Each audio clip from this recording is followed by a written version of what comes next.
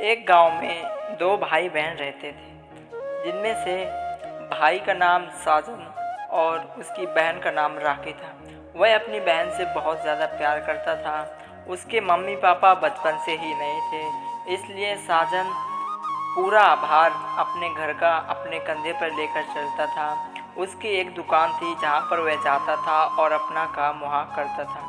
साजन एक बार अपनी बहन से कहता है कि अब तेरी शादी कर दूं और मेरे सर का बोझ हल्का हो जाए।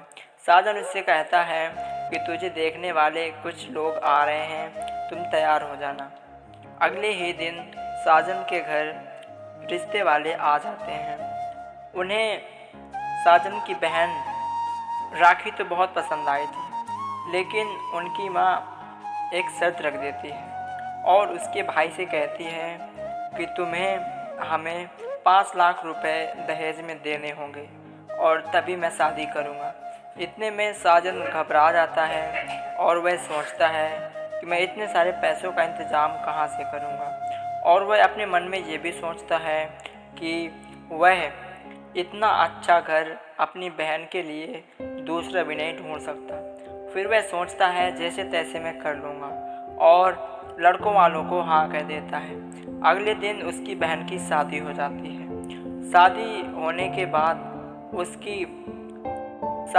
बाद राखी की सास को पैसे देने थे और पैसे कम पड़ रहे थे, इसलिए साजन अपना घर और खेत दोनों बेच देता है। फिर वह पैसे लेकर जा ही रहा था और रास्ते में उसका एक्सीडेंट हो जाता है और साजन की वहाँ मौत हो जाती है। मौत हो जाने के बाद साजन का एक भूत बन जाता है।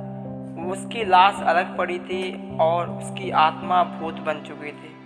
अब साजन अपनी बहन के घर जाता है, वहाँ उसे उसकी बहन दिखाई नहीं देती। अब कुछ ही दिनों में रक्षाबंधन आ गया था। उसका भाई बहुत ही ज़्यादा उदास था कि अब मैंने अपना घर ज़मीन सब बेच दी है, फिर भी मेरी मौत हो गई और मैं अपनी बहन को एक बार देख भी नहीं सका।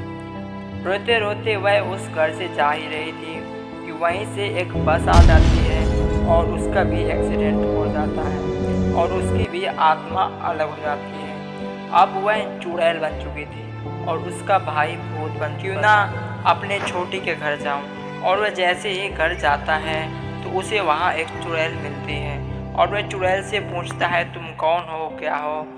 आपस में वह बातें करते हैं और दोनों को पता चल जाता है कि हम दोनों भाई बहन हैं और हमारी इस तरीके से मौत हो गई थी, इसलिए हम भूत बन गए हैं। अब दोनों बहुत ही ज़्यादा खुश थे। अब वह अपने भाई को राखी पहनाती है और उसका भाई उसे बहुत अच्छा आशीर्वाद देता है और